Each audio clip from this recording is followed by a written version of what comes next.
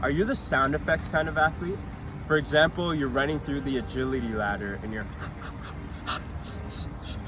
and making all kinds of strange noises. Not only is this video for everyone, but it's especially for you. Note this, when it comes to breathing for performance, more is not better and rather less is more.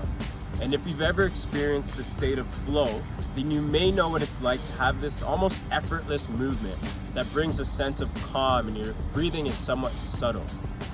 The opposite happens when you're under a lot of duress.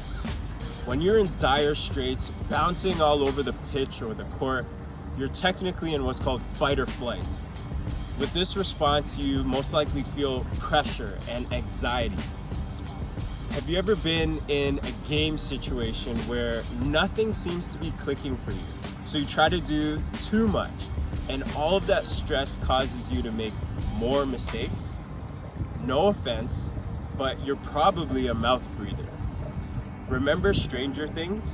If you've ever watched the show, you'll know it isn't necessarily a compliment. Let's talk about what happens when you breathe out of your mouth. We expel CO2, carbon dioxide, which is crucial for blood and oxygen productivity in the body. We also reduce the productivity of NO2, nitric oxide, which opens up the airways and is said to be one of the most important molecules in the human body. As a result of being a mouth breather, you experience dry mouth, sleep apnea, snoring, and not to mention factors like dehydration, facial discrepancies, brain fog, and fatigue, which are obviously imperative to having a good performance. So imagine, breathing poorly is one thing, and then abrasively huffing and puffing on top of that is another. When you breathe too quickly, the oxygen doesn't have enough time to transfer in the body.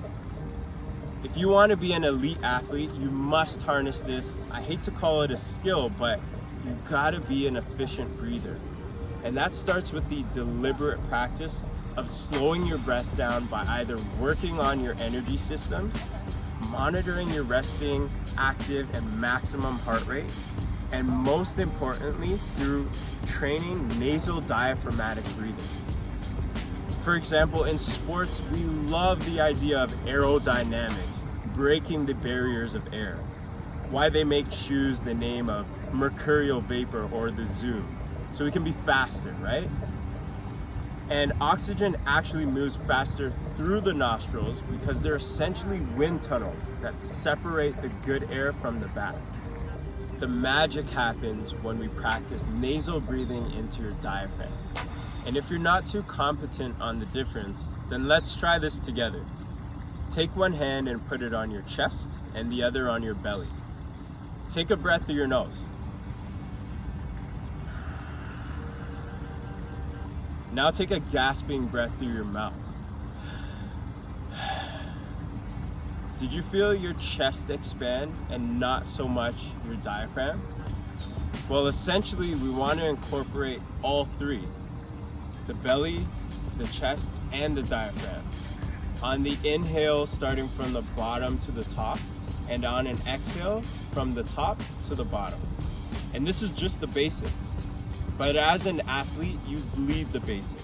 We've all heard it before, 10,000 hours. I highly recommend that you're keeping conscious of this right throughout the day so that throughout the night, you will adapt. And that adaptation will make your breathing performance in game situations second nature. We take, X amount of breaths throughout a day. That's X amount of repetitions that could be amongst the best of the best. So if you enjoyed this video, if you felt like you learned something, I want you to hit that like button. I'll be posting tons of similar content along with movement demos that'll help you up your performance.